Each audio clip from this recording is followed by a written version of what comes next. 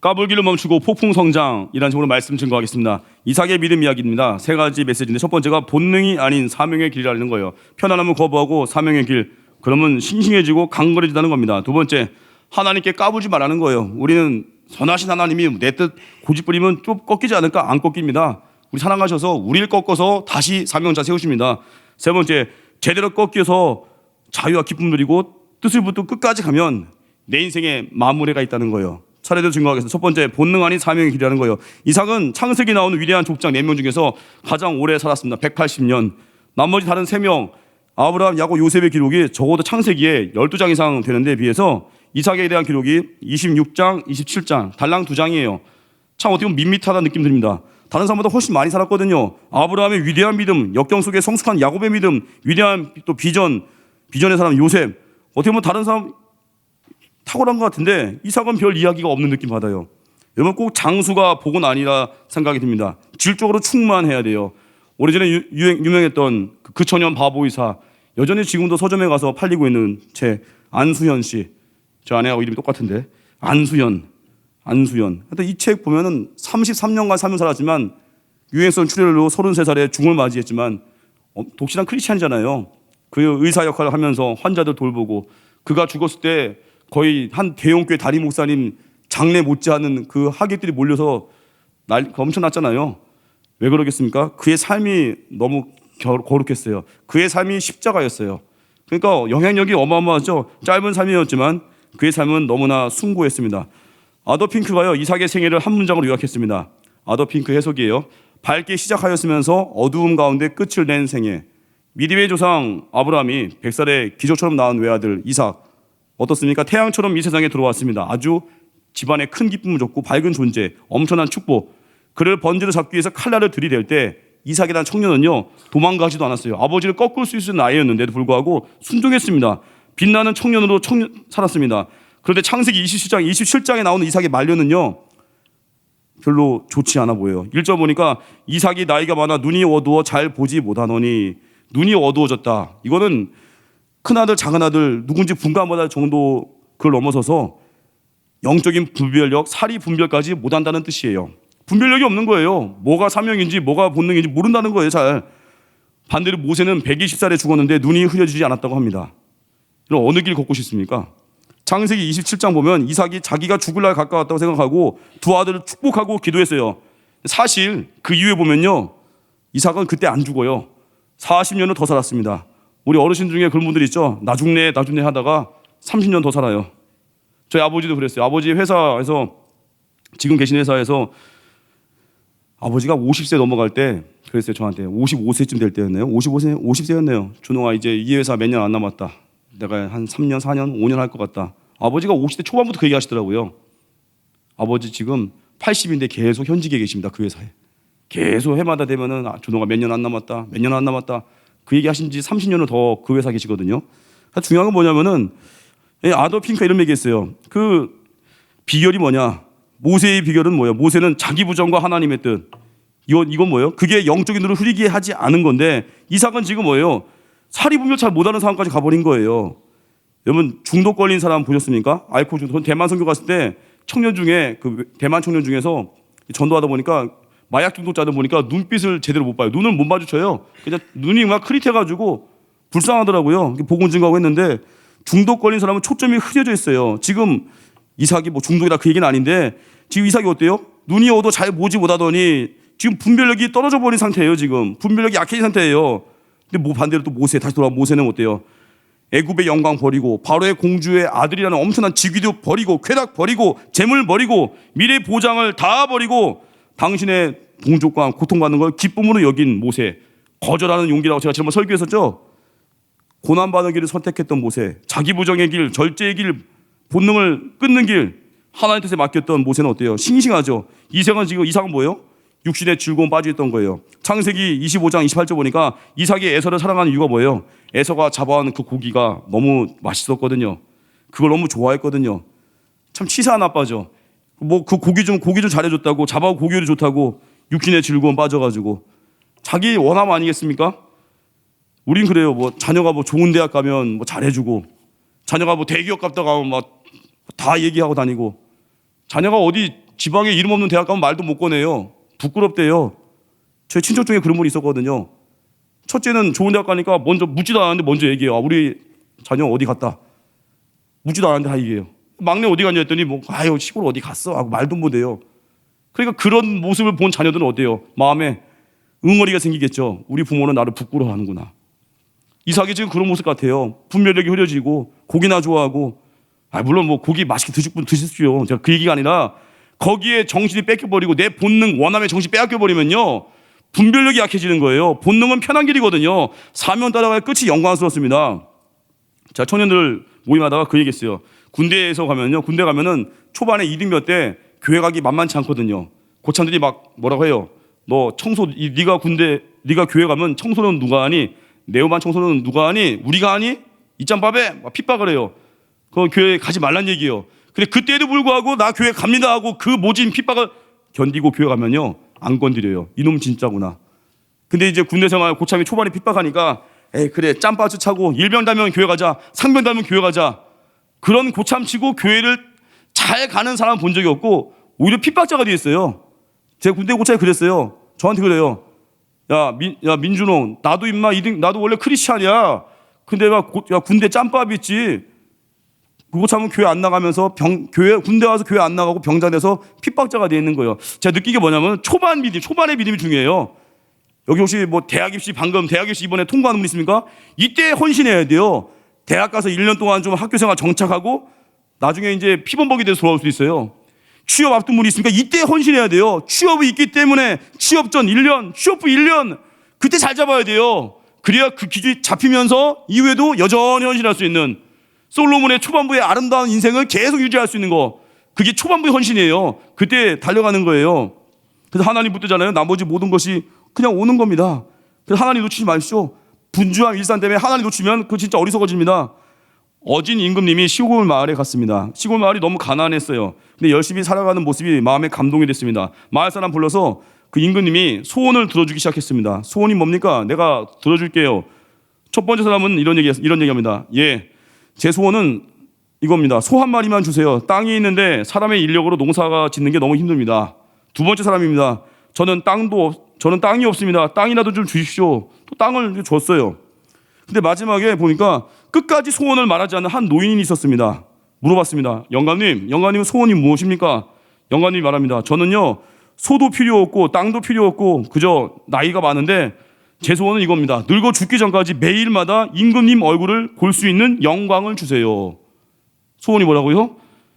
매일마다 임금님 얼굴을 볼 수 있는 영광을 주세요. 그 다음날 아침부터 이 영감님은요 대궐문에 들어가서 임금님 얼굴 볼 수 있는 기회를 얻었습니다. 아침 식사를 하러 이제 얼굴 보고 아침 식사를 했습니다. 근데 며칠 후에 그 영감님이 안 오신 거예요. 그러니까 임금이 궁금하죠. 임금이 이제 괴때했던 재상한테 그 영감님 아침에 얼굴을 못 보겠네. 어디 계셔? 했더니 이제 재상이 말하는 거예요. 예, 그 영감님 몸살이 지독하게 걸리셨는지 아파서 못 오신대요. 그때 임금이 명령합니다. 어이를 불러와라. 어이를 거기에 다녀오게 하라. 결국 또 치료해주고 오게 했대요. 며칠 후에 이 영감님이 또 오셔서 아침 식사를 같이 하는데 얼굴이 수심이 가득하더래요. 임금이 물었습니다. 영감님 무슨 근심 있습니까? 영감님이 말하는 거예요. 예, 손자 녀석이 유학 간다는데 학자금이 부족해서요. 그냥 앞에 있기만 해도 다 풀리죠. 뭐든지 알아눕기만 해도 소원이 영광을 보는 거니까 알아누워서 못 나와도 어이를 보내라. 참 사람이 지어낸 이야기지만 교훈이 있지 않습니까? 결국 뭐예요? 학장 부족하다고 하니까 임금이 가만히 있겠어요? 재무부 장관 좀 보내라. 돈 좀 보태주고 와라. 다 도와주는 거예요. 우리 인생의 소원이 그거 하나 됐으면 좋겠어요. 하나님 한 분을 내 앞에 모시는 거, 영광을 구하는 거, 예배자가 되는 거, 그거 하나예요.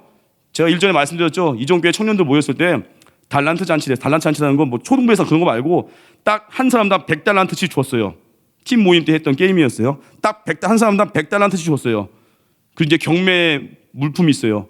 그중 하나가 집, 자동차, 뭐 배우자, 또 거기에 또 하나 이제 영적인 것도 있어야 되니까 거기에 또 하나 새벽기도 이렇게 종이에다 하나씩 목록을 정해놓고 100달란트 가지고 자기가 사고 싶은 걸 사는데 경매를 붙이는 거예요. 근데 이제 어떤 형님이 있었는데 자기가 이제 직장 생활하는데 집이 없는 거예요.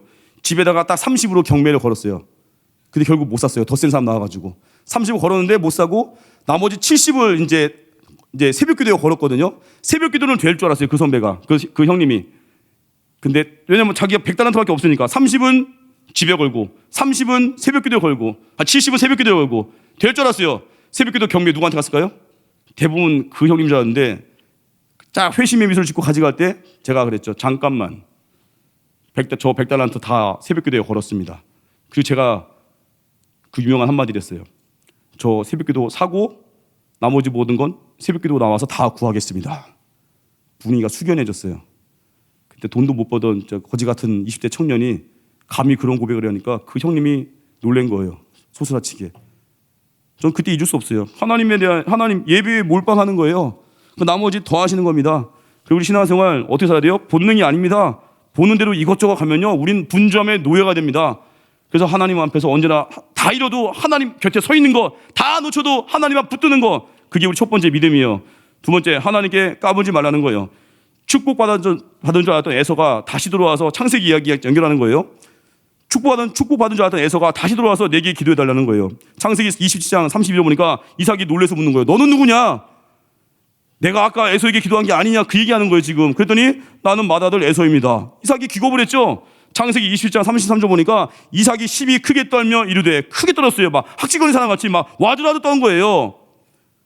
성서 신학자들의 해석이 뭐냐면 이거예요. 그동안 이삭은요, 하나님의 뜻을 거슬러서 내 고집대로 에서에게 대를 이으려고 몸부림쳤는데 해봐도 하나님은 결국 당신의 뜻을 이루고야 만다는 것을 깨달으니까 놀란 거예요. 하나님이 그 가족사 한복판에 개입하시고 임재하는 걸 경험하고 나니까 힘이 놀래버리는 거예요. 베드로도 그렇지 않습니까? 말씀 의지해서 깊은 곳에 금을 던졌어요. 엄청 고기 잡고 어떻게 했습니까? 감사기도 했어요? 아니죠. 주여 나를 떠나소서. 두려워 떨잖아요. 이삭의 믿음은 그거예요. 그래도 장남이 가장되어야 되는 거 아닙니까? 저 야곱은 계집애 같잖아요. 남자답고 사내 대장부 같은 에서가 돼야 되지 않습니까? 라고 고집을 부린 거예요. 장남 에서에게 축복기를 하려고 애를 쓴 거예요. 왜요? 하나님은 긍휼이 풍성하고 사랑 풍성하니까 내가 우기고 기도하면 하나님이 취소는 안 하시지도 모른다는 나의 생각들. 우리는 항상 억지일 때가 있습니다. 결대로 살아야 되는데 억지 부릴 때가 있어요. 뜻을 모르는 거 아니에요. 다 압니다. 주의성수가 중요한지 알아요. 11조가 중요한지 알아요. 모르지 않습니다. 우린 그러죠. 탁월한 설교도 못 들어서 내가 순종 못 한다고요? 아닙니다.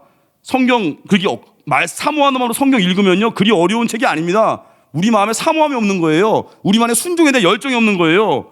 우리는 말씀 듣잖아요. 술 취하지 말라, 이는 방탕한 것이니 성경은 분명히 말하고 있습니다. 근데 우리는 모른 척해요. 여전히 술 몇 잔 마신다고 사랑의 하나님이 날 지옥 보내겠냐 하면서 여전히 한두 잔 홀짝홀짝 마시다가 술의 노예가 돼버리고, 성경은 분명히 기도하라고 했는데 우리 적당히 핑계대죠. 요즘 회사 지금 얼마나 바쁜 때인데요. 지금 막 핑계대면서 사랑의 하나님이 이 정도 가지고 뭐라 하겠어요? 물론 하나님 품어주시는데 본인 안에 맷집이 없죠. 영적인 능력이 없죠. 하나님 사랑하라고 명령했는데 우리는 알면서도 누굴 미워해요. 알면서도 왕따시키고 알면서도 이간질하고. 정직하게 내 모습을 돌아보십시오. 하나님 분명히 고아와 과부를 불쌍히 여기고 가난한 자 도와줘 명령했는데 우린 그러죠. 제 코가 석자인데요. 나 먹기도 바쁜데요. 내가 무슨 힘이 있어서 그들을 돕겠습니까? 라고 핑계를 댑니다. 하나님은 사랑하신 분이잖아요. 이런 거 좀 봐주지 않겠습니까? 막 그러면서 속된 말로 하나님께 개겨요. 그게 이삭의 모습입니다. 박살나는 거죠. 소사시게 놀라버리고 내 욕심대로 막 개기면서 우리 자녀를 계속 주일날 학원 보내면서 공부. 그래서 사랑의 하나님이 얘 대학 가기 전만 공부시키고 대학 가면 믿음 생활 다시 돌아오겠죠. 잠깐만 하나님이 얘 용서해 주겠죠. 죽어라. 고3 때 예배 안 드리고 공부만 시키다가 판판이 깨져가지고 그때 깨닫는 거죠. 이삭처럼 심히 크게 떨며 이르되. 하나님께 개기는 거 아닙니다. 우리 뜻을 모르지 않습니다. 압니다. 아는데 우린 까불어요. 저도 그렇고 우리 모두가 그런 본성이 있습니다. 그게 팍 꺾여야 돼요.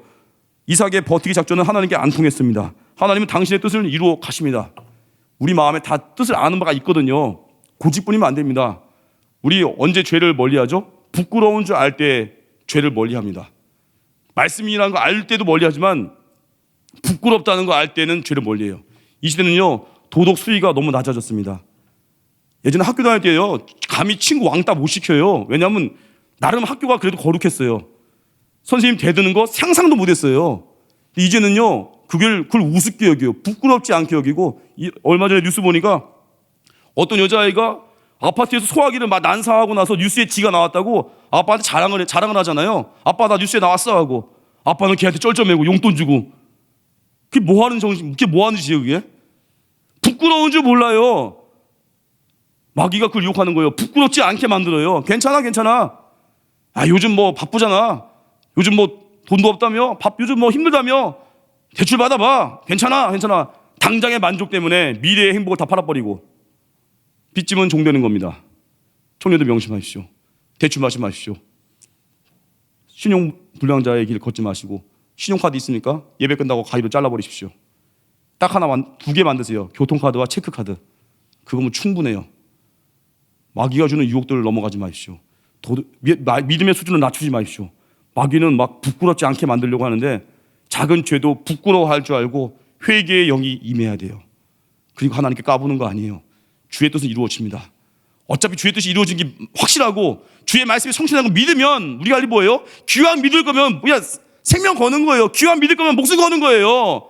귀한 믿을 거면 그냥 주일날 저녁까지 막 예배 드리면서 예배가 능력이라면서요. 기도가 힘이라면서요. 더 와야겠죠, 청년 예배 때도. 왜요? 예배가 힘이라면서요. 말씀이 능력이라면서요. 왜 알면서 우리 고집 부릴까요, 우리가? 그래, 내가 죽어야 돼요. 이놈의 죽을 자아들 박살내야 되거든요. 세 번째, 제대로 꺾이라는 거예요. 오늘 히브리서 11장 20절 본문은요, 참 이상하게 적어갑니다. 믿음으로 이삭은 장차 있을 일에 대하여 야곱과 에서에게 축복하였으며 속아서 축복했죠. 자기 아내와 막내 아들 야곱에게 속아서 엉뚱한 애한테 축복을 했죠. 이삭의 믿음은 결론부터 말하면요, 하나님 뜻 앞에서 자기 뜻을 꺾어버린 믿음이에요. 가문의 지도자 세우는 데 있어서 틀림없이 애서여야만 한다고 생각을 했습니다. 근데 조금 늦긴 했지만 오늘 청년팀에서 어떤 형제분이 그래요. 자기 요즘 좋아하는 그거래요. 조금 느린 듯해도 기다려주겠니? 아직 나 40대 청년이지만 조금 느린 듯해도 배우자 나타나 주겠니? 막 그런 찬양 했겠죠, 혼자서. 늦어 보여도 어때요? 내 뜻을 꺾어버리는 거. 섭리 앞에 순종하는 마음으로 막내 야곱을 할 수 없어서가 아니라 이제는 기꺼이 축복합니다. 창세기 28장 1절 4절. 이삭이 야곱을 불러 그에게 축복하고 또 당부하여 이르되 너는 가나안 사람의 딸들 중에서 아내를 맞이하지 말고 쭉 나가죠. 4절 보니까 아브라함이 허락하신 복을 내게 주시되 너와 함께 내 자손에게도 주사 하나님이 아브라함이 주신 땅 곧 내가 거류한 땅을 내가 차지하게 하시기를 원하노라. 야곱을 마음껏 축복합니다. 이제 내가 꺾이니까 어때요? 이제는 진짜 원해서 마음껏 축복. 겟세마네 동산에서 주님 모습 발견할 수 있죠. 내 뜻대로 마옵시고 아버지의 원대로. 내가 꺾이는 거예요. 가장 평안한 때가 자아가 꺾기 됩니다. 그리고 자아가 꺾이잖아요. 조롱과 저주가 있어도 행복합니다. 자아가 꺾이잖아요. 기다리는 게 어렵지 않습니다. 내가 꺾이는 게 큰 믿음이에요.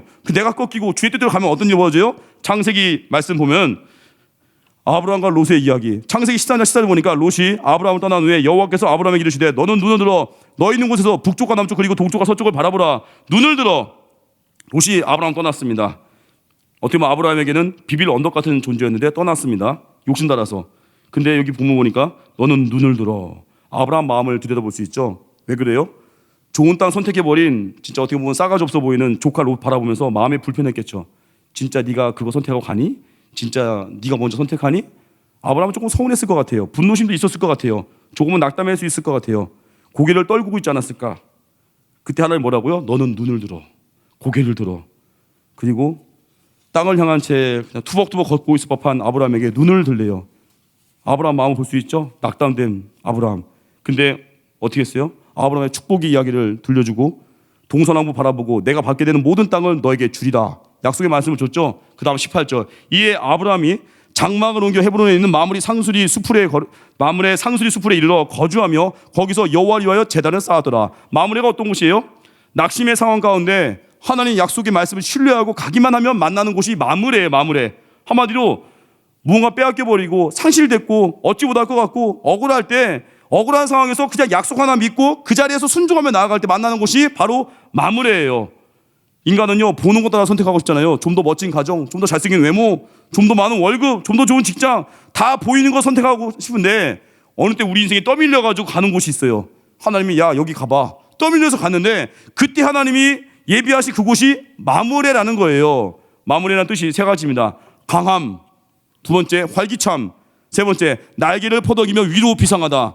마므레 뜻이 뭐라고요? 강함, 활기참, 날개를 퍼덕이며 위로 비상하다. 이게 뭐겠습니까? 우리가 약속 믿고 걷잖아요. 끝까지 가잖아요. 우린 강해진다는 거예요. 우린 활력이 생긴다는 거예요. 마치 독수리 날개씩 올라간 같은 비상한 인생 산다는 거예요. 그게 마무리입니다. 인생에 오늘 낭패 당하셔서 오늘 오신 분들 있습니까? 삶이 버겁습니까? 어렵습니까? 괜찮습니다. 이 인생의 고난 때문에 어떻게 밀린 것 같고 고난 때문에 떨어진 것 같고 바로 그 자리에 예배 제단을 쌓으십시오. 그때 하나님 우리를 강하게 할 거고 활기차게 할 거고 다시 비상하게 할 것입니다. 그게 마무리의 뜻이에요. 또 하나 마무리는 예배하는 곳입니다. 18절 보니까 여호와를 위하여 제단을 쌓았더라. 아브라함 그곳을 옮겨가고 옮겨간 그날부터 어땠어요? 옮겨간 날부터 놀라운 일이 벌어진 게 아니라 풍요로운 삶이 펼쳐진 게 아니라 아브라함 해야 될 일이 뭐였어요? 그냥 제단 쌓는 일이었습니다. 당장 우리 어려움 당할 때 빨리 그 문제부터 해결하고 싶죠? 아닙니다. 당장의 예배입니다. 당장의 기도입니다. 당장의 사명이에요. 그러면 하나님이 삶을 마무리해 살아갈 때 점점 강하게 만드십니다. 가면 갈수록 하나님의 놀라운 일이 벌어질 거예요. 밀린 자리 같고 좌천된 것 같고 떠밀린 것 같고 상실해서 나 혼자 남은 것 같고 그때 하나님께서 부르시는 그 자리 끝까지 헌신의 자리로 가십시오. 헤어짐을 어떤 분이 그래요. 자기는 헤어짐으로 인해서 시간이 많이 남아가지고 이제 헌신을 많이 하게 됐다고 성경을 많이 읽게 됐다고 그 형제분이 걷는 길이 마무리의 길일 것입니다. 강하게 될 것입니다. 활기차게 될 것입니다. 비상할 것입니다. 1970년대 테니스 스포츠계에는 흑인이 한 명도 없었습니다. 다 백인들이었습니다. 그때 흑인 테니스 선수 등장했습니다. 아더 애쉬. 백인들의 괄시를 받았습니다. 그런데 열심히 했습니다. 인품이 고결했습니다. 존경받는 선수입니다. 실력이 뛰어났습니다. 결국 윈블던 대회에 우승했습니다. 그런데 이 선수가요 30대 중반에 심장병 걸렸습니다. 병원 실수로 수혈하는데 에이즈 바이러스가 감염된 피를 수혈받아서 에이즈에 걸린 거예요. 49살 젊은 나이로 아내와 딸을 뒤로한 채 세상을 떠났습니다. 그가 죽기 전에 쓴 책이 뭐냐면 Days of Grace, 은혜의 날들. 그 책인데 거기 책에서 이렇게 고백합니다. 사람들이 자기에게 와서 이렇게 묻는데요. Why me? Why me? 왜 하필이면 내게? 왜 하필이면 내게? 하나님께 이런 질문을 좀 하고 싶지 않습니까? 그러면 아더웨 씨가 이렇게 말했대요. Why not me? Why not me? 왜 내게 안 걸리는 법이 없습니까? 하나님 허락하시면 걸리는 거지. 하나님 뜻이 중요한 거지 내 개인적 원함이 중요한 게 아니라는 거예요. 이 아더웨 씨가요 그랬대요. 자기는 현역 선수 시절에 게임에서 이기게 해달라고 기도한 적이 없었습니다. 그렇게 그랬대요. 게임에서 이기게 해달라고 기도한 적이 없었대요. 그래서 지금은 나를 회복되게 해달라고 기도하지도 않는데요. 그럼 뭘 기도해요? 오직 내 몸을 통해서 하나님의 뜻이 이루어지기를 기도합니다. 그러면서 죽어갑니다. 여러분 무엇이 믿음입니까? 바득바득하면서 주님 그래도 살아야지요. 주님 이게 뭡니까? 우리 엄마 권사님인데 왜 암투명하다가 처음 갔습니까? 와 원망하고 그러다가 자기도 교회 떠나버리고 그게 믿음이에요? 주의 뜻을 묻는 거예요. 하나님 이 어려운 상황 통해서 하나님 원하시는 것은 무엇입니까? 이 어려운 상황 통해서 나를 통해서 이루실 일들은 무엇입니까? 주님은 실력 있는 통일자이시잖아요. 저는 작은 지름덩어리 뿌립니다. 주님 손에 나를 의탁합니다. 내 뜻 꺾이고 하나님 손 붙드는 거 이게 믿음입니다. 아더웨 씨 그 믿음 갖고 있었고 당연히 우리 예수님 그 믿음으로 우리를 구원하셨고 십자가 지는 길 결론입니다. 오늘 이삭의 믿음 세 가지예요. 본능이 아닌 사명의 길을 걸으십시오. 끝까지 싱싱하게 살아갈 수 있는 거. 두 번째 뭐예요? 결국 하나님 뜻은 이루어집니다. 까부는 시간이 인생 낭비하는 시간이에요. 까불지 말고 어때요? 제가 오늘 실은 설교 제목 하려고 했던 게 그거였어요. 만화 영화 둘리에서 둘리가 그랬잖아요. 까불지 말고 자라. 까불지 말고 자라. 기억나죠? 설교 제목 그걸로 하려고 하다가 어른들이 또 분노할까 봐 무슨 제목이 이게 뭐야? 둘리 이야기, 둘리 대사예요. 둘리 대사. 둘리가 어디 뭐 정신과 진료 받으러 갔다가 진료하는 사람이 막 자라고 했더니 안 자고 또 자기도 막 주문 걸잖아요. 까불지 말고 자라. 까불지 말고 자라. 하여튼 그래요. 내 고집 버리고 십자가의 길 확실히 꺾이십시오. 그 안에 진정한 자유와 기쁨이 있고 우리 인생 롯과 같이 그런 조카에 잃어버렸을 때 내가 하나님께서 나에게 걸어가는 그 길 거기서 예배드리잖아요. 그게 마무레예요. 강함, 활기참, 비상하는 것. 그런 마무레의 영성. 그리고 우리 모두가 다 고난의 현장 속에서 낭패와 실망 당했을 때 십자가 붙들고 사명 붙들고 다시 일어서는 하나님의 종이 되기를 주님의 이름으로 축원합니다. 자리에 서나겠습니다. 내 삶을 깨뜨립니다.